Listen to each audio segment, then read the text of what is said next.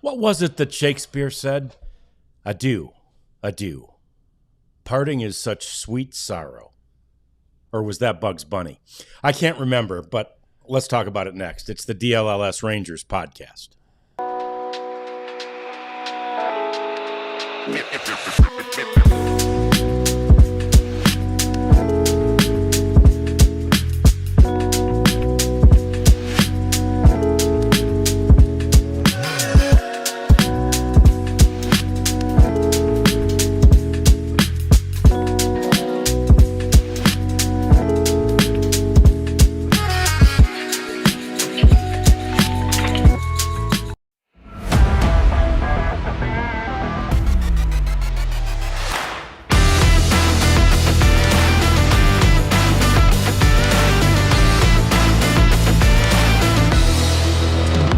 Yeah, it's a question mark, I suppose, still, but we feel though as the non-tender deadline draws closer and closer, it becomes less and less likely that the Rangers are going to be able to find a trade partner to get something in return for Adolis Garcia and Jonah Heim. Hi there, welcome into the DLLS Sports Studios. It's the DLLS Rangers podcast. John Radigan, Jeff Wilson. The cat is here, the queen, and it's a quiet place today. I think the Cowboys crew is off, and nobody else is in here working today. So we're going to make noise, and we want you to be a part of it too. So, yeah, howdy to you, Kirdua. And Kelly, man, I agree. I just don't know that they're going to be tradable because their arbitration numbers are too high based on their offensive numbers, which are obviously, Jeff, too low. Yeah, but there's probably always a hitting coach out there who's like, let me get my hands on him. Yeah. Let me see what I can do. Or the boy, this guy just needs a fresh start. What would a fresh start do for this guy? So there's always that, and they have done it before. They've had great seasons, but you look at their best seasons of their career, and you look at what surrounds them, and you're like, that's a pretty big outlier. Yeah. So, it just depends on how you want to weigh it. There are not a lot of switch hitting catchers out there with power. No. And who can catch 110 games at least. And so, there's that's might be kind of attractive. And then Adolis, a veteran, a good defensive player, probably, could be a rebound guy, put him in the right ballpark. Maybe it looks different, but the money on him especially. Jonah, it's probably a little more tolerable. They'll both get major league deals if they are made free agents. If they are not tendered contracts and they become free agents, they're both going to get major league contracts. It won't be for what they are, targeted to get in arbitration, but they'll get big league contracts. So, and I guess another thing to consider is, can the Rangers talk them down? Sure. Right. If like they did Dane Dunning. Yeah. Right. It would have to be a significant reduction, though. And then it's kind of like, well, gosh, why are we putting this guy back in the lineup? Right. That's the other. So right. Even if you do talk them down, it's like, okay, we're not paying as much, but good gosh, they just haven't performed for 2 straight years offensively. Right. Jonah's had a little bit of regression, I think, behind the plate, but Adolis has been great in right field. Yeah, he was banged up in 24. That limited him a little bit, and then this year was. I was surprised he didn't win the Gold Glove, frankly. And so we'll. It's the deadline's in 3 hours. I have been fooled by Google AI into believing that the deadline was 7, and I have learned a valuable lesson. Yeah, that all journalists probably need to follow. Don't trust AI. Yeah, AI sucks. Yeah. And so anyway, 3 hours with baseball, John, as you know, whenever you slap a deadline on something, nothing happens till the very end. That's right. So it could be something that maybe a couple minutes after the deadline. Sure. If money's involved, maybe you have to get the commissioner to sign off on it, something like that. But I expect that neither will be tendered a contract. Yeah, and to clarify a few things, Kat was just asking before we went on, could they still be traded? Yes, they still could be between now and 4 o'clock, and certainly it could also be announced a little bit after 4 o'clock. But they could also tender them a contract, Jeff, knowing that they have a trade partner, but there are some more details that must be worked out, and all that essentially does is buy them time. Right. But even there's some risk there too, Sure. What if the deal falls apart? Right. Like, oh crap. Well, Yeah. What are we going to do? Oh now? yeah. And we don't want to pay them, Yeah. 8 figures. So in Adolis's case anyway. So yeah. And then of course, assuming they're gone, which we are and have been. I mean, like we said, we've been talking about it, since August, that this was a likely scenario. And, despite the fact that, some of the national pundits who we like, and look, they don't pay as close attention. They're not in the weeds like we are, but they're breathlessly reporting this week. Oh my gosh, the Rangers are attempting to trade Adolis Garcia and Jonah Heim. Yeah, we knew that was going to happen. But in any event, we're assuming, as Jeff just said, that they're not going to be here. So I think the biggest then question mark, Jeff, is at catcher. Kyle Higashioka is not he's not a 100-game-a-year catcher, no. Right? He's probably more 60 to 65-game-a-year catcher. Yeah. He can DH, and play more than that. But they need somebody who can catch 100 games. And so, we've talked about some of the options that are out there, and I've always said I love the idea, anyway, of signing free agent JT Realmuto. I just saw something in one of the publications. 1A for the Phillies is Kyle Schwarber. Like, we're getting him back. And 1B is JT Realmuto. They describe those two as the heart and soul of the team, right? Yeah, so yeah. I think they're going to be hard to, and they both want to stay. So I think they're going to be hard to, to lure here, unless you're really willing to overpay them, which at this juncture with their, budget situation, the Rangers aren't. Yeah, there's no inclination that the Rangers are gonna go there. They would have to move some contracts. We're going to get to that a little bit later. So yeah, you are kind of looking like at some trade possibilities. Yeah. That's always the thing that gets overlooked this time of year is you have all the free agents and everybody knows who they are. You don't see the for sale signs that teams are hanging out. Right. The calls that they're making. Right. To say, hey, would you be interested in this guy? Or we really like your starting pitching depth. Can we work a deal out for a catcher that you need, or for a right fielder who we're not going to be able to afford in a couple of years, or something like that. So we don't see that. I would think that trade is as much a possibility, especially a catcher, considering what's on the free agent market or what's not on the free agent market. Right. Yeah, and because there's just not much out there. Victor Caratini is a name that keeps coming up. He's a guy, I think, Jeff, the Astros, a former catcher, and he's a guy I think who, in the past few years has caught at least that number of games. He's a guy who they project will be in that $6 to $7 million range. And so you say, well, what is this? The devil you don't know compared to the devil you do, right? The reality there is that in the last 2 years, if nothing else, Victor Caratini's OPS is 728 and Jonah Heim's is 602. That's over 2 years, right? So you're definitely, if you're paying the same money, you're definitely trading up some offensively. Yeah, and Caratini's switch hitter like Jonah. Yep. His splits are pretty exaggerated. At least they were this last season. Of course, there's the Alex Cintron link.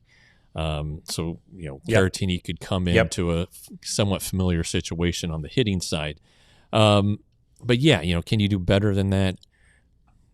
I don't know. I mean, Johnny Bench isn't walking through that door. Pudge, Pudge is not. You're not getting a 850 OPS player here. You want a guy that's going to be durable, and that's going to get your pitchers through their innings, and then is going to give offense third. I mean, if you're looking for an offense first catcher, go get Gary Sanchez and just watch the disaster that happens behind the plate. You don't want that. You want somebody you can rely on the defensive side too, and probably foremost, that a catcher's job is to manage the pitching staff, and that's one thing that Kyle does so well. And maybe it got away a little bit from Jonah. I'm not sure, how much weight to put into the catching stats and the catcher's ERA and stuff, but they are numbers and they are tangible. And Kyle's was better. However you want to look at sample size, all that stuff, whatever. Yeah. But it just, you want a guy that is defensive minded too. Yes. And look, these are human beings making these decisions. Human beings who see, now again, they're privy to more information, more details than we are, but who see body language, Jeff. Yeah. And as all of our viewers have said, the body language from Jonah has just been awful. And I know back in 23, there was even some awful body language, but that generally, I think, stemmed from frustration with himself, right? And maybe it still does. But if that's your sort of attitude when you're, 602, 154 out of 155 for 2 years, then that's pervasive, right? It becomes your attitude, your feeling for too long, and I think it can have an effect on your teammates. Yeah, and that is a. Do they carry over a bad at bat onto the defensive side? Sure. Adolis definitely did not. No, there's no question about it. Neither did Marcus Semien. Those guys could separate the two, and good for them. Could Jonah? I don't know. A catcher. It's like, how often are you looking at the catcher's defense? It's like he catches the ball. Okay, you have to be have to have a really good eye to know if he received it well. Right. And then, the blocking situation, the numbers show that the Rangers did not block the ball well this last year. And I don't know if that's the one knee thing. Higashioka is not a one knee guy. So was it weighted heavily by Jonah's performance? I'm not sure. I haven't dived into that. And I don't know that, honestly, I'm going to. Well, especially if Jonah's not here. Yeah. But it's something that they want to improve. I mean, there's got to be a reason why they didn't want to bring Bobby Wilson back, and maybe that was it. Maybe maybe he is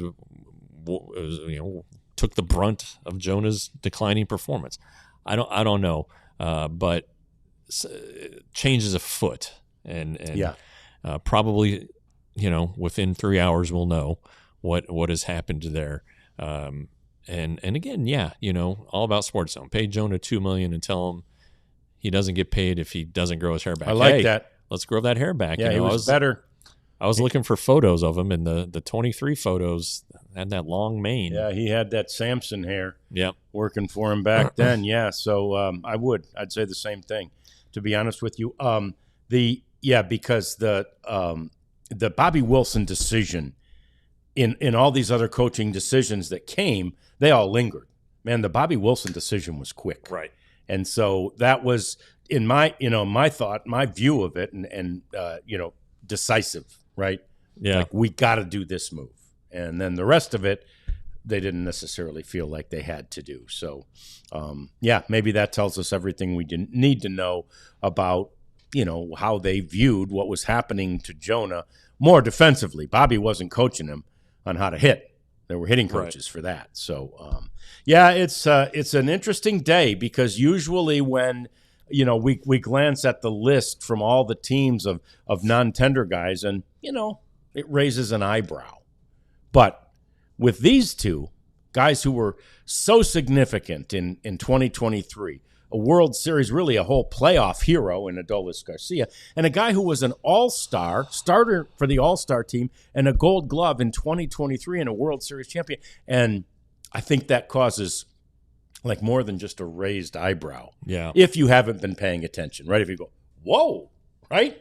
Adolis Garcia and Jonah Heim non-tendered? Yeah. How can that be? It's true. It might happen.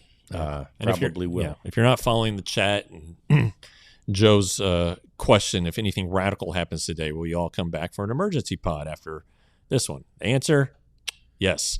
Around 4:45. It depends on when the conference call is. There will be availability with Chris Young.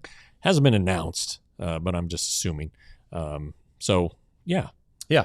Based on what's happened in the past, they'll have an availability, and we will join you again to not only discuss this, but then get some insight from Chris Young and perhaps Ross through Jeff. So that's something to look forward to later on today. Something to look forward to later on in this show is this whole Seager business. And we tried to refute it yesterday. Let's be stronger about this refuting today. Next, DLLS Rangers podcast. So had to use the Game Time app. Got to, really. I said had to. I got to use the Game Time app again, and it was not for a sporting event. Once again, it was for play tickets. This time at Bass Hall. Wasn't 100% sure that Game Time was on Bass Hall, or Bass Hall was part. It is. Boom. Yeah. And I'm buying tickets. You can look it up, but I don't want to say it in case my wife's listening. In February. Bought tickets, actually. Easy experience, great price.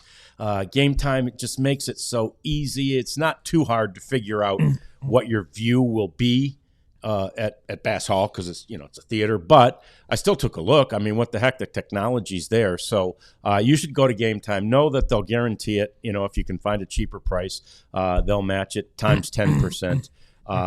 There's so many wonderful things about that Game Time app, and I've already utilized mine. But if you go to the Game Time app and use the code DLLS, you will get $20 off your first purchase at Game Time. This will not be on the Game Time app, but you guys need to really consider this. It's the Texas Rangers Fantasy Camp. Yeah. It's January 7th through the 11th, so this is a nice big Christmas present for somebody to put under for you to put under the tree for.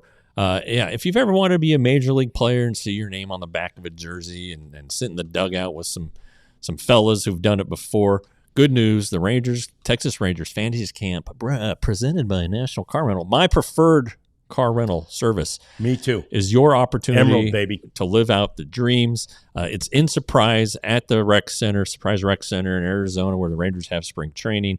It's a dream experience for any diehard Rangers fans. 5 days. There are a couple different packages, one that includes airfare, lodging. You get your own uniform. We had Fergie Jenkins here. He's going to be there. Fergie was on to talk about it. Macklemore, Bouchel, Pudge, Colby Lewis. There are others that we're not mentioning here. But yeah, you get to sit and drink beer with them after a game. You get to play 2 games a day. Oh, cool. It is like a dream. This is a once-in-a-lifetime opportunity. You don't want to miss this. Spots are limited, going fast. Secure yours today at Rangers.com/fantasycamp. Rangers.com/fantasycamp. And I believe they have a sale right now. Yeah, they do. Let me ask you this question, Jeff. Do you know the cities or, the teams that are not protected by no trade clause protection in no. Corey's? I don't either. You've seen reports. Right. And so according to the report, I would have guessed, built a list as I would do, or, put together a team I'd never bet. I would, put together a team to suggest that Corey Seager would never have, not included the Yankees. I mean, people don't want to go to New York. But if the reports are right, the Yankees are a team that he could be traded to. However, he won't be. Right? It's not happening. I mean, he can veto it, but I guess he could still be. You can waive your no trade clause. I see what you're saying. Yeah, but he could be. But I don't. According to these reports, that's not one of the teams because he doesn't. I think there's 10 teams according to the reports that he can't say I'm not going there. Yeah. And the Braves were one. Yeah. Apparently. And the Yankees, surprisingly, are another. But in some ways, too, he did the Dodgers, you know. Mm-hmm. I mean, if you did the Dodgers, you can kind of do the Yankees, I suppose. Yeah. You know, this whole thing started with a Ken Rosenthal report saying, you know, the Braves could have solved their shortstop dilemma by trading for Corey Seager. And then in the very next paragraph, or the next sentence is like, maybe even the same sentence, but the Braves are on his no trade list. Okay. And then like the next sentence or the next paragraph, the Rangers don't have any plans on trading DeGrom, Eovaldi, or Seager to clear payroll. So, and then our friend at the Morning News, Evan, reported something. Didn't really report it. He just kind of was like, they could do it, but you know, and he had to come out and clarify that yesterday after all these stories, and these stories weren't written. They were aggregated. Okay. People weren't doing their own independent reporting on this. And you know, the Rangers aren't going to trade Corey Seager. Now they could get a lot for him. You know, if this was a teardown, I think they'd trade him. But this is not a teardown. No, they keep swearing. He's their best player. Okay, he's the only guy that hitters last year really had to sweat over. Pitchers, had to sweat about. Yeah. So it's not happening, and it never was. And you know, yeah, and kind of, you know, just as a kind of a guide, kind of look at who's reporting these things and read the stories. Don't just read the headlines, and you know, because 4 or 5 paragraphs down, they'll have the details like, oh, he's got another trade clause, or no, Rosenthal said the Rangers aren't planning to trade any of these guys. It's an aggravating situation, and as I read Evan's tweet, I could hear him sighing, as he's known to do, about, no, that's not what I said. People are jumping to conclusions. You know, you read one headline and it just takes off. And so I would wish that the aggregators would, who are just strictly trying to get hits, I wish that the aggregators would be a little more responsible. Yeah, and that's exactly Joe's point right there in the chat. People weren't doing their own independent reporting. That is social media in a nutshell right there. It is. It's just retweeting something, and then it's like, whoa, and it grows on a life of its own, and then it's aggregated. And that's essentially what happened with the Corey Seager thing. In fact, at the GM meetings, I asked Chris Young specifically about the idea of trading any of the sort of the big money guys. Now, we didn't name them specifically, but who are they? I mean, they're Corey Seager, they're Marcus Semien, they're Jacob deGrom, they're Nathan Eovaldi, right? And he said, we are not actively attempting to trade any of them. We will listen, but we are not trying to trade them. The guys we pay the most money are our best players. Right. And if they didn't live up to expectations last year, Marcus Semien, well, we need them to live up to expectations this year. Yeah. And if they do, we will be the team that we think we can be, and a team that's in the hunt for a playoff. So they're really, I don't think they're trying to trade any of them. That said, everybody can see it. If they could trade an aging Marcus Semien, that may and free up some money, though. You got to free up money if you're going to do that. Yeah, I think that's the method behind that one would be. Yeah. Of the 4 guys who make $25 million a year plus, or I can't remember what their average salaries are. But right at like that. Eovaldi's right around that ballpark. Of those 4, the one you would think would be least impactful for your 2026 team in a positive way is Semien. Now they do believe, he can rebound, and he did have a good second half, or I don't remember when the after his terrible 2 months to start the season, he was okay. He was a decent player, and of course there's the defensive thing. He's a veteran and all of that stuff. Nobody works harder than Marcus Semien. Nope. But they also said, Chris Young said at the season-ending thing, he's got to change some things mechanically and philosophically. For a guy who's as committed to his routine and believes in himself and what he does is going to work because it's provided success in the past, maybe after 2 years, it's time for him to do a little changing. Mm-hmm.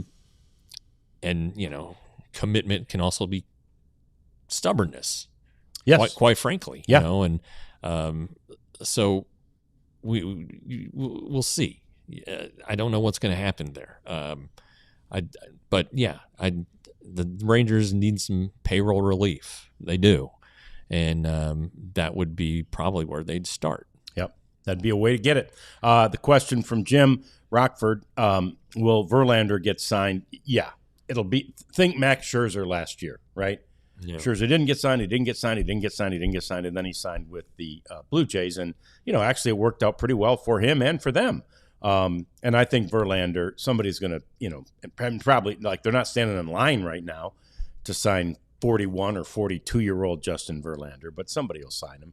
If he's able and ready to pitch. Yeah, I think he finished the season really well. He did. And he said he felt like he figured something out. The first 5 months were pretty bad. Not great. Pretty bad. So, and then let's clean this up a little bit too. Anybody else, that's arbitration eligible that we think the Rangers will non-tender? When you kind of look at things, and if you want to, be like, could we live without this guy? Right. Or, is somebody going to, sweep him up? Right. I would think that Sam Haggerty is a possibility. First one on my list. And then, you do wonder about the health of Josh Sborz. And, it's, again, we think it's worth the risk to tender him. You're only going to be paying him about $1 million. And if he is healthy and throwing 98, then my gosh, for $1 million, you're getting a pretty handy guy to have around. So, yes. I would think they will tender him, but Haggerty's the one not quite sure about. Right. Yeah. And I guess Zeke Duran too. I would throw Zeke out there as well. Yeah. Because with Cody Freeman and Josh Smith, right? Yeah. Assuming Cody continues to do this, you kind of have two other Ezekiel Durans in a way. Yeah. And like we talked about the other day, Zeke can play shortstop. Yes. Pretty well. Yeah. And he's a better outfielder right now than Cody. Yeah. Cody can be optioned and all of that stuff. So. And of course, so can Josh Smith play shortstop, right? And you got a shortstop. Yeah. How many shortstops do you need? Well, and then your top prospect's a shortstop. So. Yeah, that's right. And then, because it reminds me of the old, I think it was when Lou Holtz came into Notre Dame. And he said there were and those are the days before recruiting, limits and stuff. And he said there were 22 quarterbacks on the roster. He goes, do any of you guys play another position? And one guy raises his hand and says, I play shortstop. So there's a lot of shortstops and a lot of quarterbacks. That's pretty funny. Yeah, it's pretty good. Lou Holtz was funny. Yeah. Is, I guess. But there was this is back when, you could really get good reporting on sports radio. Yeah. And they had I was in Colorado growing up at the time, and they had the Lou Holtz show on hosted by Bob Costas. Really? And, yeah. You know how Costas can be sometimes. He went into a line of questioning, and it took forever. Oh, yeah. And there was a pause, and Lou Holtz went, did you ask me a question? It was hilarious. And how Lou always badmouthed this. Oh gosh, I don't know how we're going to beat this, Eastern Illinois team. They're so good. Yeah. We're terrible. Blah blah blah. A kind of a classic guy, and just a little guy too. Yeah, really small. And when he was at Arkansas, until my daughter went there, until we went to tour, I had never been to Fayetteville. Uh-huh. All I remembered was that when Lou Holtz got there, they asked him, and I was living in Michigan at the time, and they asked him, is Fayetteville really at the end of the earth? And he said, no, but you can see it from here. And so I'm picturing, West Texas, tumbleweeds and all that. Fayetteville's beautiful, but it's a really good line. So anyway, that's one of these tangents we get off on sometimes. and that's just what we do. Next, though, back to baseball. The Rangers, as you know, have 2 hitting coaches in place, one new, one elevated, and still looking for one. But it's all sort of representative of a change in hitting philosophy, not just at the big league level, but beyond. We talk about that next. It's the DLLS Rangers podcast. And it's time for you to consider the Supporters Club. You'll have a little more downtime during the break for the holiday, and you might as well spend some of that downtime hanging out with us and experiencing some of our true sicko level stuff, which generally includes behind-the-scenes chats about various things happening in the world, with all the subplots that exist in the Cowboys organization at all times, and at least lately, all the subplots that have existed in the Mavericks drama organization. There's a lot there, and our guys for those 2 teams do those. Craig Ludwig is sometimes a part of the Stars one, so that's really good. And then Jeff and I will go behind the scenes and give you some of our great history, background, experience on the Rangers one. So join that Supporters Club, $5 or $15, and join today. Yeah, and then go ahead and sign up for the newsletter. Why not? I mean, for crying out loud, it's free. You go to our homepage, alldlls.com, and go to the very bottom. And there's a little spot for you. It says, hey, sign up for our newsletter. Put your email in right here and click the submit button, and voila. You'll be put into the pool of folks, a growing number of folks who receive the newsletter multiple times a week from Ali, who's doing a great job with that. Little vignettes, thumbnails on what's happening with the 4 teams that we covered the heck out of. And then he throws in some fun stuff from around various sports. But today's a big one for the Rangers. We're in busy Rangers time. Mm-hmm. Yeah. The next few weeks aren't going to be fun for me. So anyway, fun for you guys though, and we want you to make sure you're not missing anything, and that includes our newsletter. So sign up today. So the minor league. So here's what you love, and this is you hear about it in good cities like football factory cities, South Lake, or some of these others, where the coaches at the elementary schools, if they have it, or certainly at the junior high schools, use the same numbering system, the same nomenclature, the same philosophy as the head coach at the big, South Lake, Carroll, or whatever high school. That's how it often should and didn't always work in a baseball organization too, right? That hitting philosophy needs to be something that is taught from the time, especially if a kid is 17 or 18 or 19 years old and gets into the organization. They need to be sort of conditioned that this is what we do going forward. And the Rangers, seems like, are kind of in that mode of solidifying that right now. Yeah, we've talked about the change in philosophy. It's organizational wide. You kind of look at the Rangers' offensive numbers in the minors the last few years.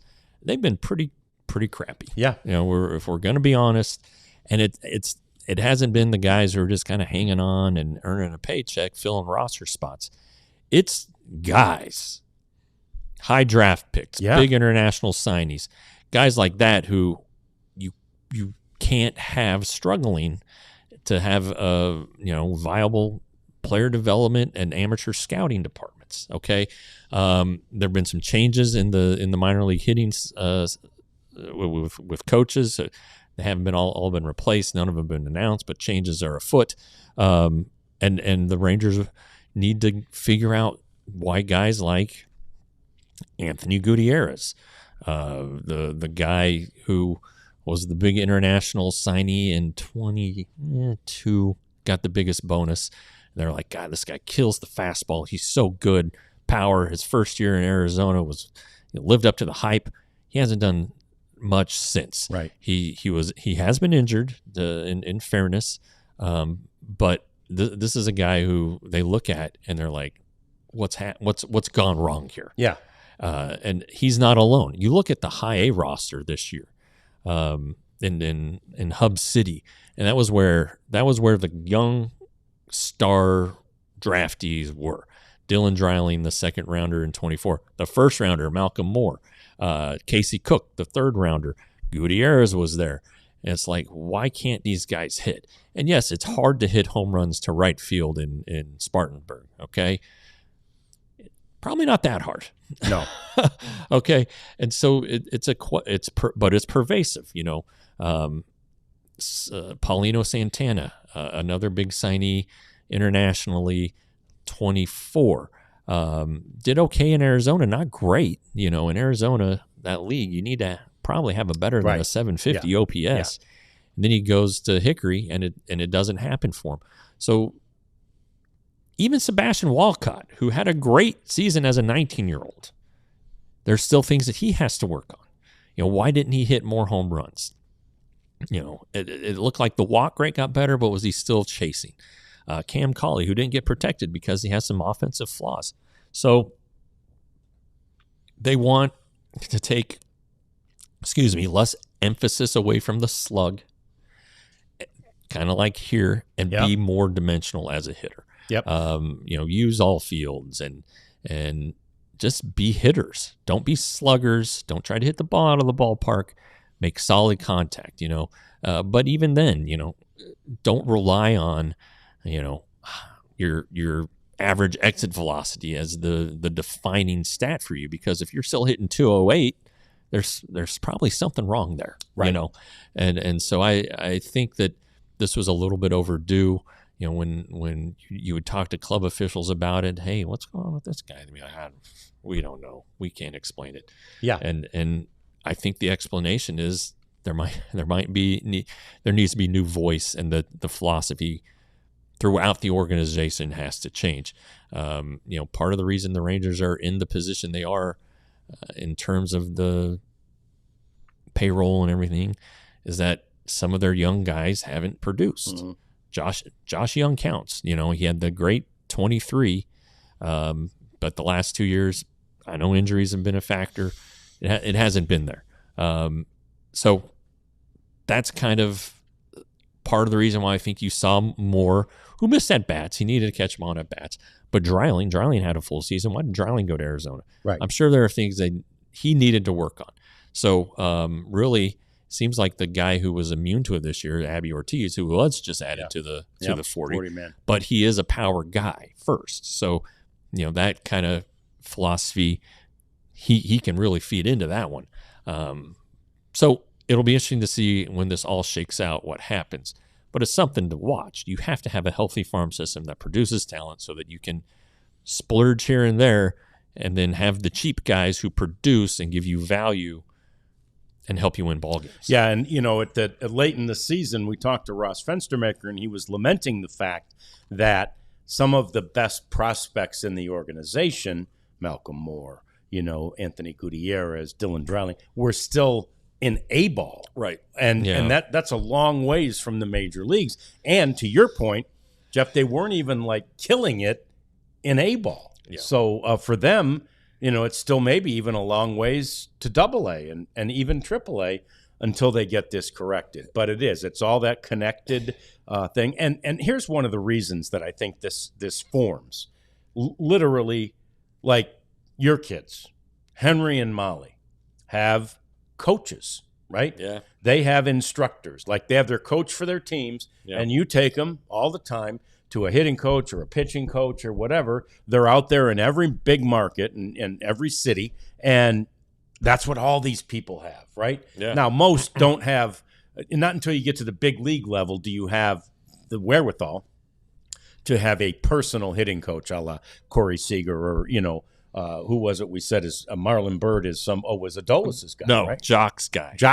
Marlon Bird was Jock's guy, right? So to have a personal hitting coach, that's a different animal. But all these kids nowadays who are this good grow up with a coach in their ear telling them what to do. Yeah. And that is, as somebody said in the chat earlier, 99% mechanical. Yeah, and you know, not approach. Right. And I do listen obviously to what coaches say, and little league coaches because of my kids, and I, you hear it, and I'm always happy to hear a coach who says, do a job, get the guy over, Yes. hit a fly ball, things like that. It's like that's like the lost art. If you can teach approach, you can do it. And I think sometimes that gets lost. I think a lot of times in all farm systems, they see a player, they just draft him, and they want him to focus on his strengths, right? Okay, that's great, but at the same time, his weaknesses are getting exposed Sure. too. So why maybe the first year it's like, okay, just work on this. Let's not change anything. Let's stay with your strengths. But then after a little while, it's like, okay, this isn't working. Pitchers have figured him out. He's got himself in a spot here where he can't adjust or needs to adjust. And again, that's baseball. You've got to adjust when the pitching adjusts to you. You got to trump them, and Right. you've always got to try Right. to be staying ahead of what's happening, and the great ones do it. And Dylan Dreiling, he was the College World Series MVP, Right. a really, really good hitter at Tennessee, and he's a great kid. John Moore and I had him on our other podcast, the weekly podcast, early in the season. He's fun to talk to. And, Yeah. he's from a small town in Kansas. He's from Colby, Kansas, and you drive past it on I-70 on the way to Colorado. Just a good kid, and I would imagine that he also was like, "Gosh, why am I struggling?" Sure. Sure. So I look forward to seeing improvement in the farm system this year on the offensive side. It may take a little while. You got to shake these bad habits. But by the end of next season, I bet things are going the right direction. Sure. And look, to, just say it out loud, I think everybody probably knows it. None of these guys want to struggle. Yes, Dylan Dreiling's like, what the hell's wrong? What am I doing? Why isn't this working? So is Josh Young, right? Sure. So was Adolis, and so was Jonah. And maybe, again, back to that body language thing, that's one of the reasons we saw Jonah, look as miserable as he generally did for 2 years, because he couldn't figure out what the heck. Yeah. I used to be Jonah Heim, and now I'm Jonah Heim, So Yeah. What's going on here? They're doing everything they can possibly do to try and be as they want this gravy train to go on forever. And it's a lot more fun when you win. So, yeah, I mean, they're all trying. But I think that the philosophical change is a good one for the Rangers. I will thoroughly enjoy it if it's kind of old school, which I appreciate. And I'll thoroughly enjoy it if the Rangers, this season even approximate looking like what the Blue Jays did for most of last year, and the Brewers too. Yeah. And again, you're going to see a lot of the same faces in the big league lineup. Yeah. You're going to see a lot of guys probably back where they finished in the minors, with the hope that they get off to fast starts and can get bumped to the next level to catch up. But when you're asking guys who have done things for an extended number of years to say, hey, all right, it's time to change. Mm-hmm. We tried it this way and it ain't working. So, if you want to continue with us, you got to be able to do these things. And based on that alone, you're talking about some big years for guys. This is a really big year for Josh Young. Yep.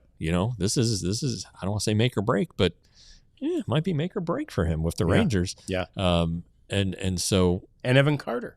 Yeah, Carter's the stay health healthy. thing. Yeah. Even Wyatt Langford, he's going to be on the team. Yeah. Obviously. Yeah. But, the Rangers want to see him better with 2 strikes.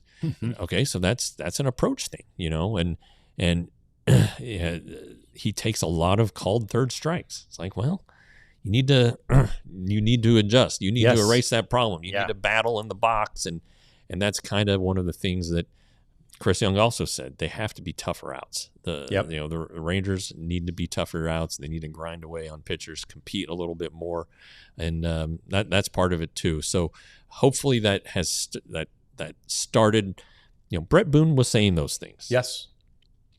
Give Brett Boone credit for that. And I think you started to see things, the tide turning with some guys it didn't turn. Sure. And I think those are the guys we're talking about today ahead of the non-tender deadline. Yeah. Yeah. Unfortunately for them, and really for sort of the nostalgic part of us. It'll be sad in some ways to see them go as well. So we've got more coming up as we get to our cleanup segment. Let's sort of go back in our short-term history a little bit and look forward as well next on the DLLS Rangers podcast. So do you realize that you can become a diehard? I know you do. And do you realize that because we like you so much, we're going to tell you all the great things about becoming a diehard and then tell you, wait a minute, like a week-ish, and then make your decision then. But when you're deciding that, wait a minute. Maybe you want to pay now because Monday, our Black Friday sale begins for our diehards only. So maybe you should get your diehard subscription now. I think the sales, they haven't even told us yet how deep the discounts are going to be, but I think they're going to be huge, and you need to be there. We do sell out. The skipper, Ben, was reminding us yesterday on a call, we sell out of shirts. So if there's one that you really like, don't be so sure that it's going to be there when you want it. Become a diehard today and get access to that Black Friday sale Monday. Black Friday sale starts Monday? If you're a diehard. If you're a diehard. If you're a diehard. Well, yeah, I mean, you're saving money. And can we talk about what the skipper showed us, the picture today? No, not yet. Okay. Oh, man, we like surprises. Yeah. Anyway, store.allcitynetwork.com. It's where you'll be going for your merch that you're going to buy at steeply discounted Black Friday prices, early access beginning Monday, because you're going to become diehard members. We have more than 50 shirts, not just Ranger shirts, all of our teams, even some college teams. We have, the coffee cups and the pint glasses and flags and such. And one hat, a number, though, that rumor has it we know summer is going to grow. Yeah. And I can't wait. So don't miss these chances because this is great stuff. Store.allcitynetwork.com. So we talked about Andrew Jones yesterday, and we feel like as a former Ranger, not that he's going to go into the Hall of Fame as a Ranger. Not going to be wearing that Rangers hat. No. Yeah. But he's a guy who played, on the Rangers for a full year. And we were talking about former Rangers who might have the opportunity to get in. And we undersold him, Jeff. Oh, way undersold him. Oh, my gosh, that guy. Yeah, and I knew he was a great defensive player. I mean, he was like the best defensive player at any position, for 10 seasons. Yeah, platinum glove everywhere. Before platinum glove. Yeah. And the numbers bear that out. In a tweet I found yesterday, and I shared it with the group to hammer home my point. Yeah, tell you I wasn't smoking my socks, and then I was 100% dialed into that one. And of course, I can't find it right now. Oh, hang on, I might have it. Yeah. Stand by for news. Yeah. Here she comes. Here she comes. Here. Nope. Where are you at? Hello, baby. And it's here it is. Okay. It belongs to defensive runs saved, and how many defensive run saves he had. He had 130 more defensive run saves than the next best defensive player. It's just ridiculous. And so when I talk about a guy who needs to go to the Hall of Fame, he's got a chance this year. It's his 9th of 10 years on the ballot, and this.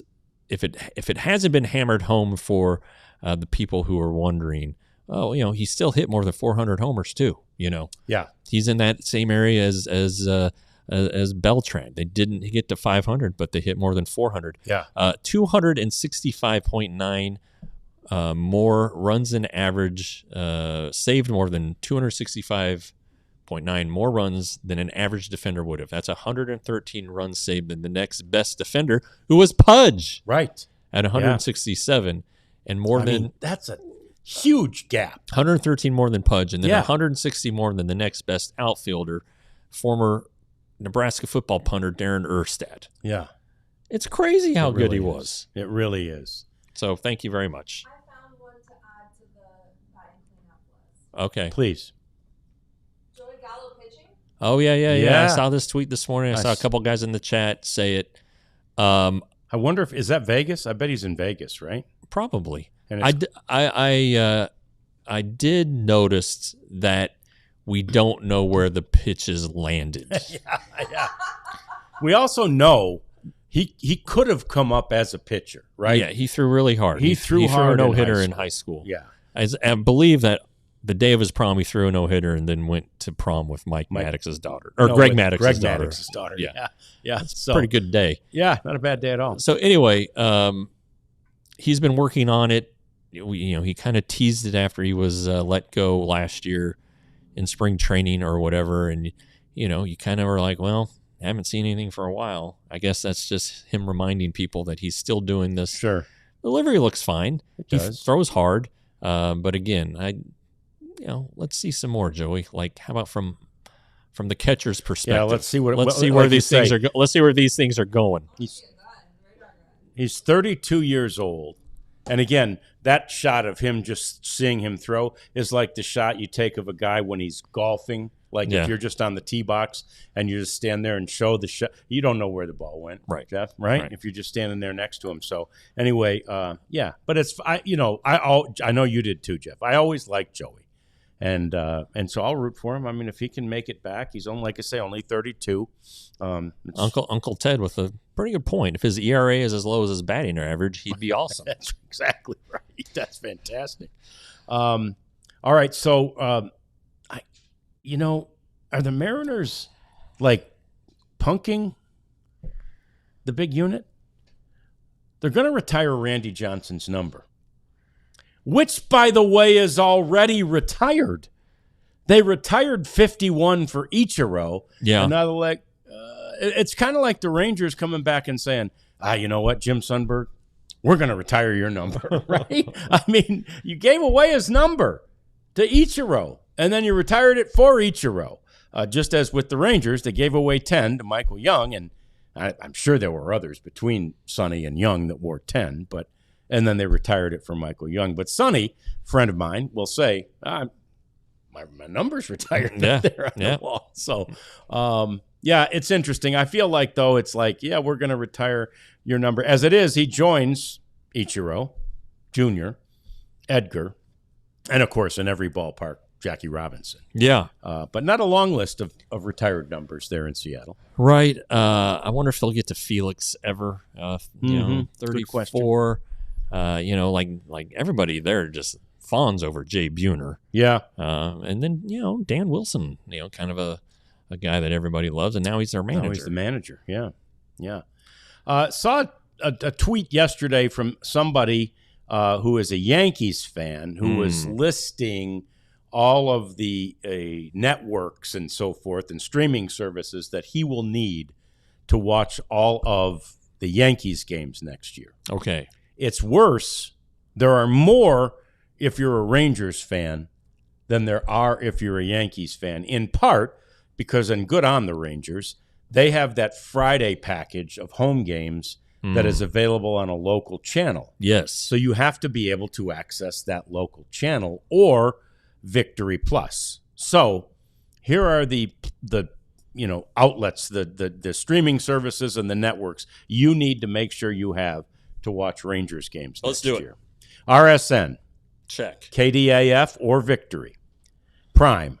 Apple TV Plus. Roku. Netflix. ESPN. NBC. Fox. And TNT. That's insane. Is that crazy? Do you have to be on apps?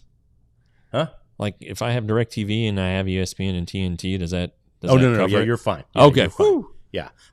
Those don't all have to be streamed. And that's why, to me, again, it still makes so much sense, like you, to have DirecTV. I get 1, 2, 3, 4, 5, 6, 7. I get them all. Well, yeah, I get them all. right on my DirecTV. I don't have to use. Oh, I guess I have to use my streaming service for Prime and Apple and Roku. Oh yeah, and Roku and Netflix. Oh, and Netflix. Shit. Okay. Sorry. Whoops. Oh my God, John. Bad on me. I apologize. It's like you're saying bet. Come on, man. Yeah. I'm having a bad week. So anyway, that is a lot. That's a lot of and even forget that I need them all. How do you remember them all? And how do I know how do you where remember it is them all? today? Let me speak into the microphone. Yeah. How do I know where the game is today? I mean, I know how I'll know because I still get the paper, and on the second page it says where they are today. We're just showing our age, John. We don't know technology, and we have to seek the counsel of a newspaper. Right. But I have cable. I have direct stream. But for most people, it's like, oh shoot, where are the Rangers today? What's their?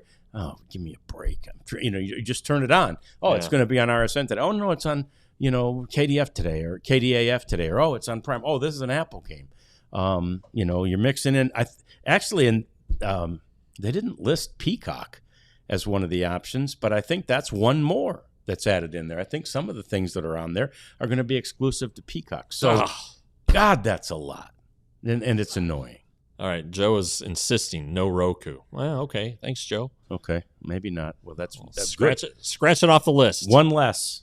Thank you, for that. Hey, so I don't often endorse television shows, but Netflix. If you haven't seen Death by Lightning, it's you've seen it. Yeah, it's hilarious, man. Yeah, but it's really good. I think it's somewhat historically accurate. They had to fill in a lot of blanks.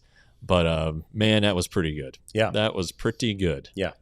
We watched that one, too. And again, it didn't sound like that kind of you know how they have those shows out there where they put you in a situation like what it would be like to die in a hurricane. Yeah. I thought it was something like that when I just saw the title. Oh, yeah. No, it's good. About the presidency of James Garfield, which didn't last very long. No, poor guy. The second president to be assassinated within 15 years, and then McKinley was assassinated. I don't know, like 18 years later. So people who were born in 1850 and lived to 1900 saw 3 presidents assassinated during their lifetime. Fortunately, we've only had one since, John Hinckley from my mom's hometown. Oh, wow. He tried to get Reagan, but didn't quite get there. But the Gipper survived. Yeah. Shoot, somebody tried to get Trump here during the last election cycle. So but the way that Garfield got the nomination, I didn't know how that all played out. My sister read a book about his presidency. He didn't want to be president. He's like, she said he was a great man, and and that's what they all recognized at the convention. And I didn't realize that Grant was trying to get a third term. Right. It was. I mean, it would have been non-consecutive, but still, it was all very interesting. So I recommend that. We like show. history too, and I'm with you, Joe. I'm a fan of A Man on the Inside, and we also saw season 1. I didn't know season 2 had dropped, so I'll be checking that out. It's very good. And what's that other one? Nobody Wants This. The wife and I have been watching too. That's another. Oh yeah, my wife's into that one. I'm okay with it. My wife loves it. I think it's okay. I mean, it's funny. I get a chuckle out of it. Yeah. Okay, so there's that. We got a minute and a half left. Let's look at the new Rawlings headquarters in St. Louis, Missouri. This thing is cool, man. Look at that. You look at where's the Rawlings? Look for the 30-foot tall gold glove on top of the roof. It weighs 35,000 pounds, Jeff. Seems like a lightning rod. Like literally, when I saw that, I was like, well, this isn't current, right? This is something they did. Because doesn't that seem like stuff they used to do back in the day? Like, we can do this, technically. We can. And it's today. So, cool. When we were in Louisville, we went to the Louisville Slugger Factory, which is right downtown in Louisville, Kentucky. And, it's pretty cool. Yeah. It was, they don't make their aluminum bats there, but they make the wood bats there. Which is a cooler process anyway. Yeah, right. Because you're lathing a piece of wood down, right? Yeah. And they have the machines that make it happen so fast and, specified to each player's preferred weight and length. And they had one guy from every team in some display, and the Rangers guy was Cody Freeman. Oh, nice. Yeah. So, Okay. there's so many different bat companies out there now. Right.